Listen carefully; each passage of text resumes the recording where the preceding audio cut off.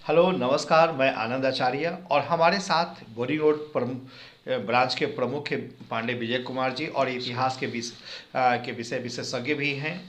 हमारी टीम खास कर विजय जी के निर्देशन में कई लोगों ने इस इतिहास के आंसर को बनाया है और आज जो 66 बीपीएससी परीक्षा जो हुई है, संपन्न हुई है, उसी के आंसर को लेकर हमारे हमारे साथ हैं। कई विशेषज्ञ भी थे। इतिहास विशेषज्ञ महत्वपूर्ण जो थे पांडे विजय कुमार जी थे। इन्हीं के निर्देशन में आंसर को तैयार किया गया था। आज यही चीज़ को आंसर को बताने का प्रयास करेंगे। हाँ, यहाँ एक चीज़ को हम कहना चाहेंगे कि कुछ आंसर बीपीएससी के साथ या आपके साथ हमारा डिफ़र हो सकता है। उसका रीज़न क्या है? उसका रीज़न है कि आंसर लिखने का या किताब जो छपता है उसकी कोई पैमाना नहीं है, कोई अस्थाई पैमाना नहीं रखा गया। इसीलिए बीपीएससी लगातार विगत कुछ वर्षों से अगर एग्ज़ाम्स को देखते हैं तो काफ़ी हद तक वो फंसा है। तो इसी क्रम में हम कहें कि मेरी कोशिश आपको एक बेहतर और समयबद्ध आंसर देने की रही है। तो इसीलिए हम चाहेंगे विजय जी से कुछ सवाल जवाब पहले कर लें, फिर इनके साथ आप आंसर कर सकते हैं। सबसे पहले विजय जी हम ये जानना चाहेंगे कि कितने सवाल 150 में पूछे गए हैं इतिहास सेक्शन से? इतिहास सेक्शन से करीब 36 से 38 सवाल पूछे गए हैं।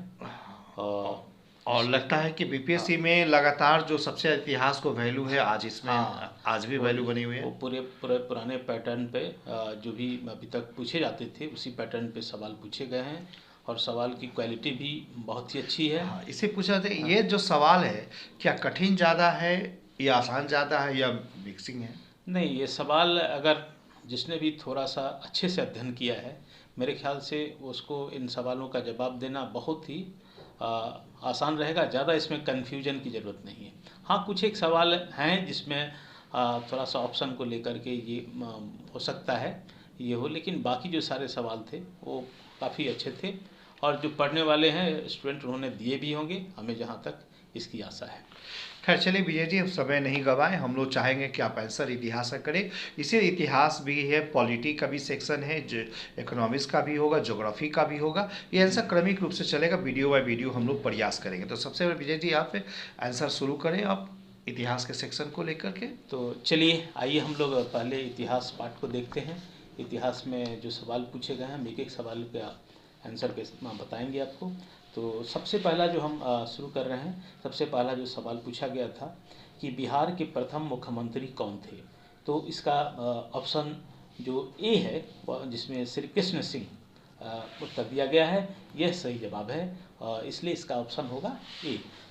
दूसरा सवाल पूछा गया था बिहार में कांग्रेस का प्रथम अधिवेशन कहाँ रखा गया था। तो ऑप्शन ए में है पटना। जाहिर है पटना में ही पहला अधिवेशन रखा गया था, इसलिए इसका सही जवाब आंसर जो होगा वह ऑप्शन ए ही होगा। तीसरा सवाल पूछा गया था जयप्रकाश नारायण को कौन सी उपाधि दी गई थी। तो हम लोग सभी जानते हैं कि जयप्रकाश नारायण को लोकनायक के नाम से जानते थे, तो इसमें ऑप्शन बी है वो उसका सही उत्तर है और सही जवाब है। अगला सवाल पे जाते हैं। निम्न में से किस कॉलेज में गांधी जी ने पढ़ाई की थी। तो इसमें ऑप्शन ए में श्यामलाल दास कॉलेज भावनगर, यही इसका सही उत्तर है, यानी ऑप्शन ए।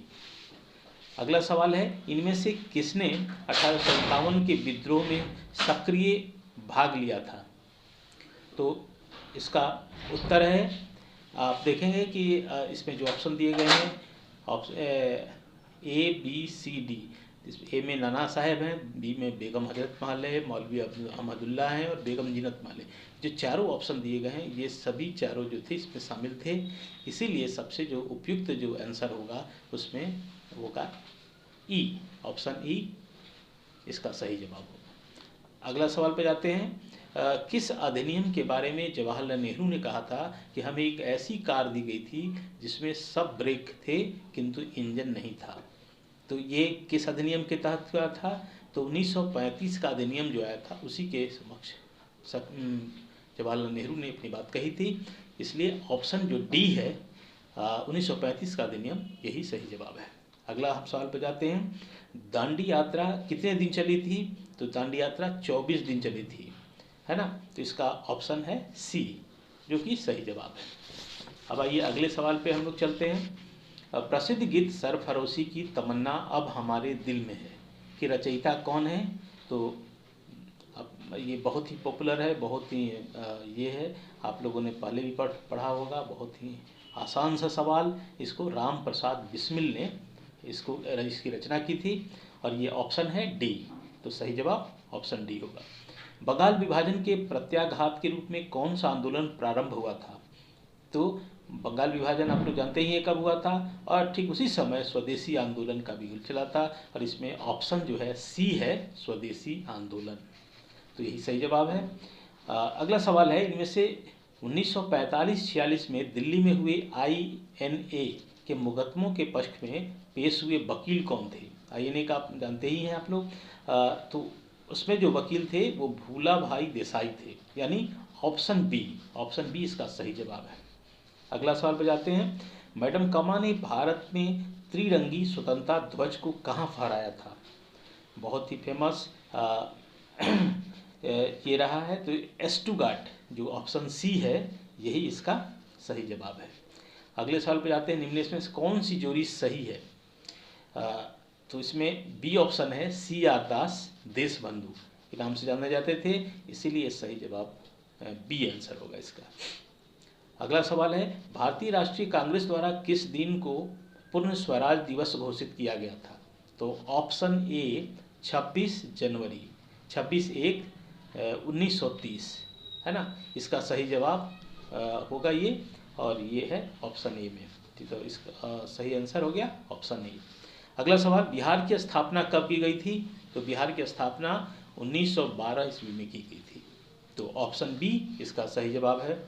बिहार में तिनकटिया पद्धति में नील की खेती के लिए भूमि का कितना भाग अमानत रखा जाता था? तो ये तो बहुत ही आसान है, आप लोगों ने पढ़ा ही होगा। 3/20 यानी 3/20 जो भाग थे वो अमानत के तौर पर रखा जाता था, और इसीलिए तिनकटिया प्रथा प्रचलित थी। इसको लेकर के गांधी जी ने सत्याग्रह किया था। अगला सवाल उसी से रिलेटेड है कि चंपारण में इंडिगो के किसानों की दशा की ओर गांधी जी का ध्यान किसने आकर्षित कराया था? तो हम सभी जानते हैं राजकुमार शुक्ल ने कराया था, इसका ऑप्शन है डी। तो सही आंसर ऑप्शन डी होगा। अगला सवाल, भारतीय महाजनपद मगध की प्रथम राजधानी कौन सी थी? तो इसमें जो ऑप्शन दिए गए हैं उसमें कोई भी ऑप्शन इससे सुटेबल नहीं है, तो इसलिए हम लोग ई पे सीधे चले आएंगे। इसका ऑप्शन होगा, जो सही जवाब होगा वह ई होगा, क्योंकि उपयुक्त में से कोई नहीं। स्वामी सहजानंद निम्नलिखित से किससे संबंधित थे? तो सभी जानते हैं बिहार के किसान आंदोलन से संबंधित थे स्वामी सहजानंद सरस्वती। तो इसका ऑप्शन होगा सी सही जवाब। अब आइए अगला सवाल, निम्न में से कौन सा भारत में गांधी जी का प्रथम सत्याग्रह आंदोलन था जिसमें उन्होंने सविनय अवज्ञा का प्रयोग किया था?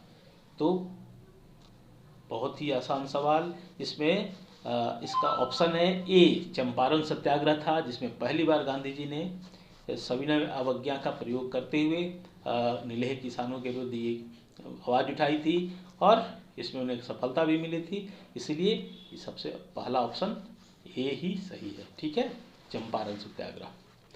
अगला सवाल, निम्न में से किस हड़प्पन नगर में जूते हुए खेतों के निशान मिले हैं? तो ऑप्शन ए कालीबंगम में। अगला सवाल है, त्रिरत्न या तीन रत्न जैसे सटीक ज्ञान, सच्ची आस्था और सटीक क्रिया निम्न में से किससे संबंधित है?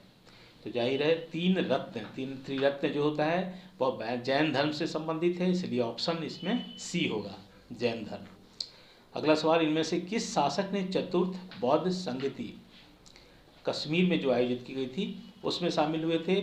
तो कनिष्क के काल में इसे हुआ था। तो ऑप्शन है सी कनिष्क। अगला सवाल, निम्न में से किस भारतीय दर्शन ने परमाणु सिद्धांत का प्रतिपादन किया? तो वैशेषिक दर्शन है ना, इसका ऑप्शन है डी। तो सही जवाब डी होगा। किस दिल्ली सुल्तान ने रक्त एवं लौह की नीति अपनाई थी? तो ऑप्शन है बी, यानी बलबन ने रक्त और लौह की नीति अपनाई थी। तो बी आंसर सही है। अगला सवाल है, कौन सा मध्यकालीन भारतीय साम्राज्य व्यापक स्तर पर स्थानीय स्वशासन के लिए प्रसिद्ध था? तो इसमें आंसर है बी ऑप्शन चोल चोल शासक जो थे वो पहली बार भारत में स्थानीय स्वशासन की आधारशिला रखी थी, इसलिए ऑप्शन बी इसका सही जवाब होगा। प्राचीन कार्य यानी पित्राडूरा से निम्नलिखित में से किससे संबंधित है? तो इसमें दीवारों में अर्ध कीमती पत्थर जड़कर फूलों की नक्काशी करना संबंधित है, और ये ऑप्शन है ए, इसलिए इसका सही जवाब ए होगा। अगला सवाल, किस मुगल शासक ने चित्रकारी के लिए कारखाने बनवाए? तो चित्रकारी के लिए जो जिसके काल में चित्रकारी जो था चरम पे था वो था जहांगीर, तो इसमें ऑप्शन है सी, यानी जहांगीर जो था उसने ये करवाया था, इसलिए सही जवाब सी होगा। अगला है सवाल, बंगाल में द्विशासन प्रणाली किसके द्वारा लागू की गई? तो ऑप्शन सी है रॉबर्ट क्लाइव, सही जवाब है रॉबर्ट क्लाइव द्वारा ये लागू की गई थी, इसलिए ऑप्शन सी इसमें सही होगा। अगला सवाल, इनमें से किसने 1893 में शिकागो में आयोजित धर्म संसद में भाग लिया था? तो ऑप्शन बी सभी जानते हैं, स्वामी विवेकानंद ने भाग लिया था, जिसमें ऑप्शन बी इसका सही जवाब होगा। अगला सवाल, 1923 में स्वराज पार्टी का गठन किसने किया? तो 1923 में स्वराज पार्टी का गठन किया था C.R. दास और मोतीलाल नेहरू ने, इसलिए इसका ऑप्शन सी सही जवाब होगा। अगला सवाल, प्रसिद्ध नाटक नील दर्पण जिसमें इंडियो की खेती करने वाले किसानों के दमन का चित्रण किया गया था, यह किसकी रचना है? तो यह जो है दीन बंधु मित्र की रचना है नील दर्पण, इसमें ऑप्शन है डी, तो सही जवाब डी होगा। अगला सवाल, 1760 का प्रसिद्ध वांडीवास का युद्ध अंग्रेजों द्वारा किसके खिलाफ लड़ा गया? तो यह जो लड़ाई हुई थी यह फ्रांसीसियों के खिलाफ हुई थी, इसलिए इसमें ऑप्शन है ए, तो सही जवाब ए होगा। अगला सवाल, निम्न में से किस अधिनियम में भारत में पृथक निर्वाचक मंडल का आरंभ किया था? तो भारतीय परिषद अधिनियम 1909 द्वारा प्रथम बार जो है भारत में पृथक निर्वाचन की व्यवस्था की गई थी, तो इसलिए इसका डी जो है ऑप्शन वो सही जवाब है। अगला सवाल, 1831 में बुद्धो भगत के नेतृत्व में कोल विद्रोह किस क्षेत्र में हुआ था? तो सिंहभूम के क्षेत्र में हुआ था, सिंहभूम, जिसका ऑप्शन है बी, तो सही जवाब बी होगा। बिहार में 1857 के विद्रोह का नेतृत्व किसने किया था? तो बहुत ही आसान सवाल, आप जानते ही होंगे, तो किसने किया था? वीर कुंवर सिंह ने किया था, तो कुंवर सिंह ऑप्शन है सी, इसका सही जवाब सी होगा। अगला सवाल है, वर्ष 1932 में बिहार के पटना शहर में कौन सी कंपनी ने अपनी फैक्ट्री स्थापित की? तो फैक्ट्री स्थापित करने वाला कंपनी थी डच ईस्ट इंडिया कंपनी, जिसमें ऑप्शन है बी, तो सही जवाब होगा बी। तो इस प्रकार जो इतिहास के जितने सारे सवाल थे आप लोगों ने देखे और इसके सही जवाब हम देने की कोशिश की, तो उम्मीद है कि ये सवाल आपको ये जवाब बहुत ही ऐसा नहीं था कि जिसमें आपको बहुत ज़्यादा परेशानी होगी। तो उम्मीद करते हैं कि सारे लोगों ने अच्छे जवाब दिए होंगे, सही जवाब दिए होंगे। धन्यवाद, शुभकामना।